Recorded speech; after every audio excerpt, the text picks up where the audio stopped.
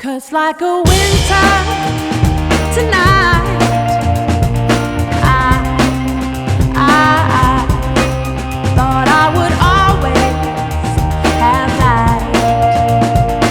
The quick flash that you gave to me, so dark I could barely see.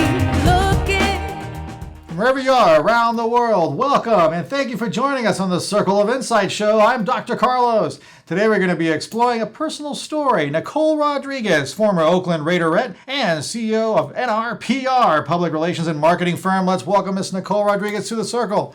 Welcome. Hi. How Thanks are for having you? me. I'm awesome. Thank you so much for being here. You have a really fascinating story. We're going to get to that in a little bit, but first I want to learn a little bit more about Nicole. So, where's Nicole from? I actually am from Fremont, California, which is in the San Francisco Bay Area, probably about 30 minutes out from Oakland, 45 minutes out from San Francisco if there's no traffic. So Bay Area girl and Brothers and moved sisters? to oldest of 9. Of 9? Of 9, yeah. Wow. So you were busy. Oh yeah, I was head babysitter, second mom, all that fun stuff. But my brothers and sisters, I would say, are my entire backbone. Probably my best friends too, not counting stepbrothers and sisters as well, because my parents split after they had me, and so I was lucky enough to have 2 families. And so if you count all the siblings that I have, including there's 15 of us. 15? You had your own football team. Yeah, absolutely. I can see that. Wow. So 15. Now, were your family from here originally? So my dad's side of the family is all in Hawaii. Fantastic, which is great. Made for an awesome place to visit over the summer. Yeah. But my mom, primarily, all of that family here is in California. All right. So let's go fast forward a little bit. We're going to head into your cheerleading career. You were a former Oakland Raiderette. Yeah. Now, what got you into that? Were you a cheerleader in high school? No, well, so my story with that is actually pretty fun. I always tell everyone the very, very first goal I ever set for myself, I was 8 years old. My mom got me into cheerleading. We tried a couple of other sports, and we looked into cheerleading. I thought, okay, yeah, this seems kind of fun. I think I like this whole performing thing. And I used to sit down and watch football with my aunts and uncles and grandfather, and they were all Raider fans. And so I would see these beautiful women. The Raiders were in LA at that time. And I would see, wow, one day I want to grow up. I want to be that. And I literally set my first goal. My aunt said, well, what do you want to be when you grow up? And I looked at her and I said, I'm going to be an Oakland Raiders cheerleader. And so I never forgot that. How did that go over? It happened. No, but I mean, how did they go over with their grandma? Oh, gosh, they were fine with it. They were like, get it, girl. I think I am very, very fortunate in that my family, I love them to death. They're just, the energy is great. My mom has always been probably my biggest cheerleader. And always, from the day I was born, said there's nothing that you can't do. There's absolutely nothing that you can't do. You're the only person who's going to be able to stop you. My mom's story, she was 16 when she had me. My dad was 21. He was a professional boxer, the very first. Was he really? Yeah, first Golden Gloves winner out of Hawaii. So very proud of Dad, and always a good, kind-hearted man.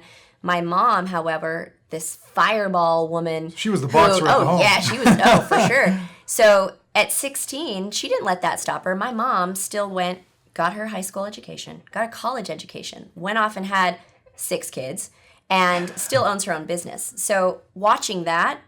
There are no limits. There are no boundaries. So these are things that I've learned and that I've seen. So if she could do that with all of these things that were put in front of her in terms of barriers, all I did was watch her go through them and thought, I could do whatever I put my mind to. And I've been able to do that. That's fabulous. That's a good story. So I know we're going to explore some things with you in regards to as being a woman today. The challenges of being a woman. But before that, you went into now, you've been 15 years in public relations. You're the CEO of NRPR, your firm. How is that? What do you do there? It's awesome. I don't sleep. Let's put it that way. I work a lot, but I think throughout my entire career, I've worked a lot. This is just, it's a little bit different in that I look at the work that I'm doing with my clients and my team as more of a building. I'm investing time in building something that has been my dream since college. When I went to college, I knew I wanted to eventually open my own agency, but I knew I needed to get the experience to be able to come in and advise and do a good job. I didn't want to just try to, bring on clients without really knowing what I was doing. So I work a ton. I'm just very hands-on with my clients. I love them. I'm very picky about who I bring in. I think energy is really important. Working at other places, bigger agencies, I was always told, well, there's no such thing as loving all of your clients and the employees. These are the guys who are paying you. And I thought, well, not all money is good money. Why would I want to work with someone who's going to treat me and my team like a jerk? And I mean, I experienced that. And I thought, you know what? I'm going to break this barrier. I am going to start a company where I make the choice on who I bring in and keep in. I've fired clients before. I know. For bad energy, Yeah. for treating my employees, unfairly. That doesn't fly with me. I'm like a big protective mom in that sense. And I think I've been able to grow my company with very great energy from the client side and from the team side. I'm all about that. So what I do is I'm constantly looking out for my team. 30% of what I do is coaching. I'm trying to build a football team and I want us to win a Super Bowl. The only way I'm going to do that is by sharing everything that I've learned with these great sort of junior team members, making them feel like they're set up for success. They work so hard, and it matters to them. I give them my time. There's so many other managers who forget how important it is to really foster. People are so worried, if you teach them, they're going to go somewhere else. But if you teach them and they love you, they're going to want to stay. Absolutely. And I have some very loyal and dedicated employees whom I love with my whole heart. And we're growing this together. I make them feel like this is very much a part of who they are too, Is she fantastic or what? So let me ask you this question. You've been around for 15 years in the PR firm, so I guess you started around 10. But sure. Besides that, in the 15 years, things have changed quite a bit in the internet world. I mean, social media has really ballooned the last 5 years. Did you notice that change in your job description all of a sudden? Yeah. So I was very fortunate, I think, to have been raised in the Bay Area. That's where the tech stuff pretty much started, which means social media was embedded into PR a lot earlier than in some other areas. And that's actually why I saw LA as being a sweet spot. And I recognized early on, I got my start in enterprise software. And as unsexy as that sounds, imagine being trained to have to explain that story or make it interesting to people. I was getting that muscle working very, very quickly. It's much harder to talk about the benefits of, enterprise email backend systems and, SaaS software, all these other things where I literally had to learn a completely new language at, the age of 20. I was able to get my start before I even had my degree. I'm very thankful for my lovely and loving mentor, Christina Dort, who I'm going to throw her some, because she really taught me the type of boss I wanted to be. And I never forgot that. She gave me my first start in PR. I worked at Portal Software, and working for her and another woman named Lynn, who was the vice president of communications in the software company, I learned how to learn this new language of technology and not be afraid of it. And because of that, I took sort of the things that I learned. I eventually went to go work for the Raiders. So learning how to do PR in this very, very tough environment and then taking it to something that was fun and something that I knew, oh man, it was like, okay, here's what we've got to do. Here's the strategy. Here's how we can take this. And it was awesome to be able to do that because I learned the hard stuff first. So with social media coming in early in, sort of the Bay Area, we had to figure it out quick because these tech companies that we were essentially, I went from working for the Raiders back into technology because I missed it. I miss nerding out on technology. And so learning social media and how that plays into PR, I was learning that back in 2005. And, when mobile video was just starting, before YouTube even really got their start, these were all things that I've been watching for years. So growing up with it, and then seeing what was happening in LA, we would come to LA and do business meetings. And, when I was at Moby TV, so long journey, Moby TV basically pioneered mobile video in the US. I remember that. Yeah. So imagine coming down to LA, meeting with PR people who did PR for the content stuff, no idea how to talk about the technology. And they would say, oh, well, go ahead and draft the press release. We'll approve it and it'll be just fine. And I thought, wait a minute, technology is moving down here.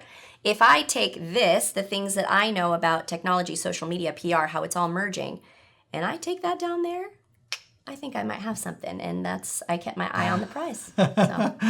And social media can either destroy one of your clients in a heartbeat, but it can also make them extremely successful in another way, right? Nowadays, it's almost like it's part of a company's resume.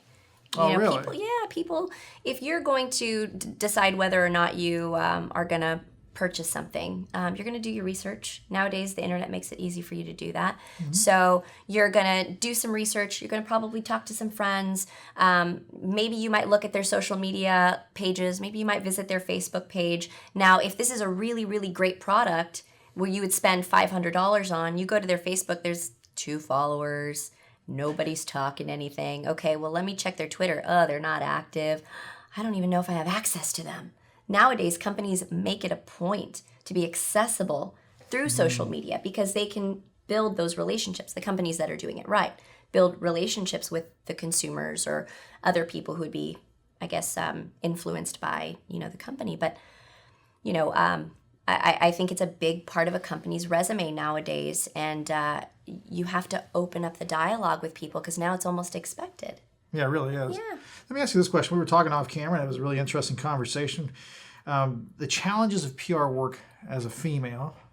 You said you had to really go over the top. Oh, sure. Because you were a female. What was going on there? Want to share that story again with us? Well, I think, again, with tech PR in the Bay Area, I think there's a pretty good balance, male and female. I think there's really, really awesome, smart guys that I've worked with. I've seen it a little different. I think in LA you get a lot more females in PR because I think the focus is a little bit different. But for me, just growing in my career in general, one of the things that I faced as a challenge was, I like to be well put together. I like to do my hair, my makeup, all that stuff. And sometimes you walk into a room and you're well put together, you're automatically looked at as, oh, maybe she's not going to be the smartest one in the room. Really? Absolutely. Yeah. Right off the get-go, Yeah, because even think about it back in high school, I just think, the pretty girls, the pretty girls, oh, well, they're on this side, they're doing the cheerleading thing, they're doing the social things, not really paying attention to school or whatever. I had to play in this sort of world where people did look, they're like, oh, okay, well, she must not be that smart. Did that hurt you? When the Raiderette thing, did that hurt you? Or I didn't tell people. You didn't even tell them? No. So people who were close to me knew that I was a cheerleader.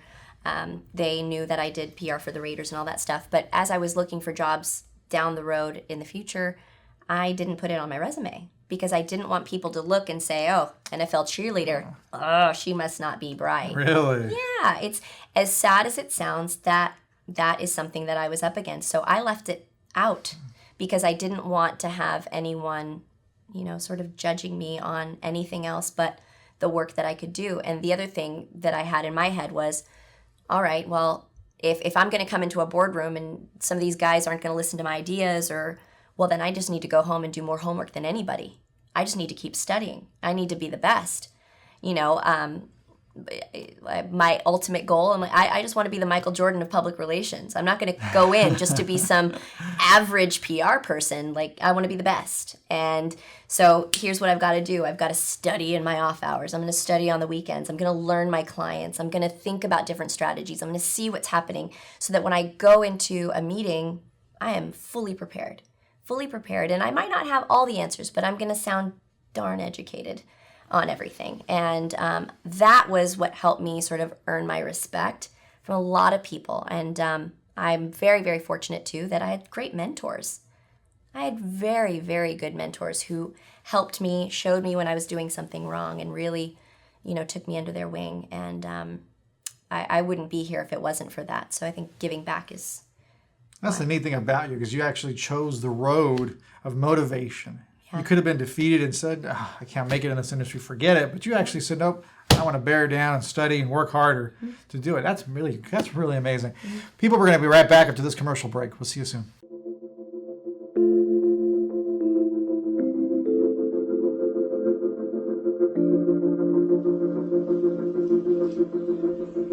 Hi, welcome to Adelante. This is Adelante Recovery, and my name is Yvette Kuglin, and I'm part of the staff. Adelante Recovery Center has helped people in dual diagnosis for 5 years. We accept most PPO insurances and provide luxury accommodations and 24-hour support.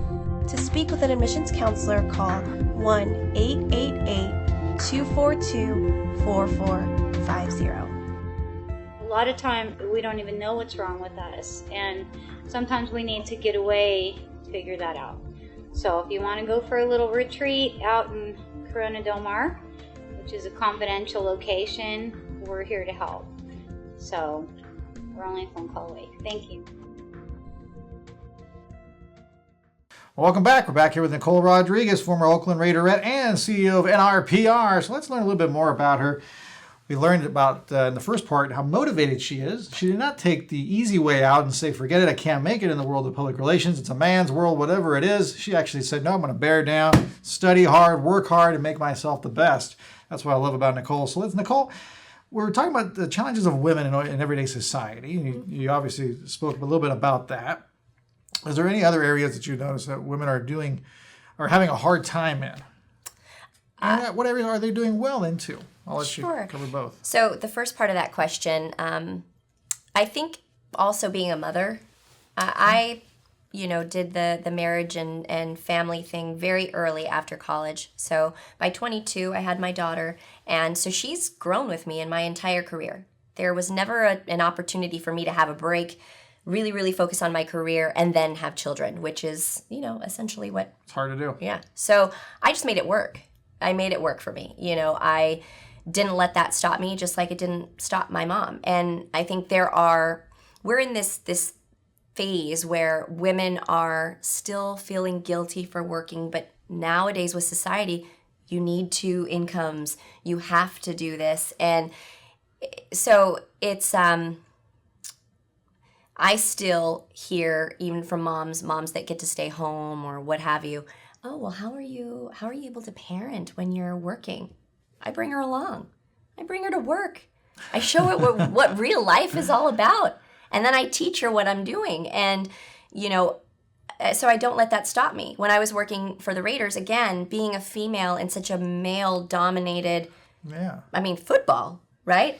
I had to do, believe me, I had to do a lot of homework, just staying on top of things so that, the ins and outs of the organization, what was happening in football, I had to stay on top of that. I also had to show up on the weekends because that's what the guys were doing. They were watching college football, watching all the other guys who were up and coming, and especially right before a draft. This was 15 years ago? This probably 11, right? So I worked for them back in 2003, 4. So ESPN was around then. Oh, yeah. Okay. Yeah, so I'd bring her to the office. Throw her in the car. Come on, this is what mom's doing. And it was cool because then everyone knew, she has a nickname, I won't say it on air, but everyone knew her as, oh, she's here. And it was really awesome. And, Warren Sapp even picked her up one day. We're walking down the hall. She's like, hey, he picks Warren her up. Sapp. Yeah, he played.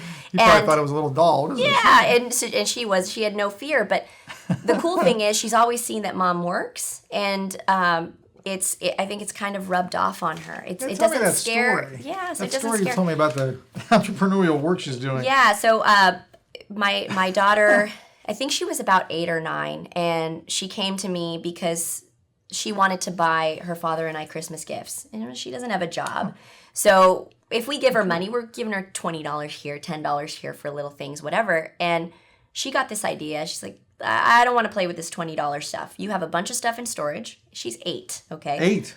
8. Bunch of stuff in storage that you are not using. Dad has a bunch of stuff over here that he's not using. If you just give it to me, she looks up online. This is how resourceful she was, because I've always been on a computer. She's, knows how to find things on a computer. There was a local, a Cal State East Bay. On Sundays, they have these flea markets or whatever. And she said, Mom, it's $20. If I make the $20, I'll give it back to you, but I need you to let me have this $20 so that I can get my space. Let's fill up the car, because I had an SUV at that time. Fill it up with all the stuff that you don't want, and I'll sell it, and whatever I sell, I'll use for gifts for you and Dad for Christmas. Wow. She made over $300 that day. 300. Yes, and and it was funny because then other parents are looking at me because I'm sitting in my car. I thought, okay, you want to do this, Miss Entrepreneur? Here's your little fanny pack. Here's some cash. So if people want their money back, you gotta, give them their proper change. And I sat in the car and I watched her. You sat in the car. Oh, yeah. And all these parents are thinking, oh, the slave labor for this child. I thought, no, this was her idea. We're going to see how she does. And of course, if something came up to where someone had a question about something, I would come out and help. But she got to own it. You were the closer. Yeah. But she really got to own that. And from there, she's hosted garage sales. She's got into jewelry making, and now she has her own little company. She's 13 years old. 13 years And old. she has this entrepreneurial spirit. And my goal is to I'm going to give her all of these notes. Like, this is what world domination looks like, Yvette. And I'm going to make it easy. I'm going to fill in this book, and you're going to take it to the next level. I have no doubts that she's going to be successful. It's all she focuses on. So just last year, a 13-year-old made $2,000 on her own. And she asked Warren Sapp to come in and be like a celebrity. This was at like 3. She's not afraid. But I think that's something that, again, mothers, don't be afraid of working and showing your child just the value of hard work, and that sometimes this is the reality of it. Hard work has been my reality. I couldn't sugarcoat that. I want her to know that this is what I do, and it's been a positive influence on her. And I think I'm also very lucky in that I have really awesome friends who are stay-at-home moms, right? Their husbands make a great living, but they take their stay-at-home mom job that's their full-time job. They are like CEO of that house. And I love them to death. My 2 friends, Victoria and Sophia, 2 of the most amazing moms I know. I know a lot of really good moms. My friend Jessica, too, she's just an excellent mom. But they're like, this is it. This isn't, I'm just staying at home. This is, all right, guys, we got baseball here, softball here. We're going to do this. We run this house. And I think it's really cool. We're getting into this place where women are just, look, I'm strong. We've got this going on. We're going to organize this.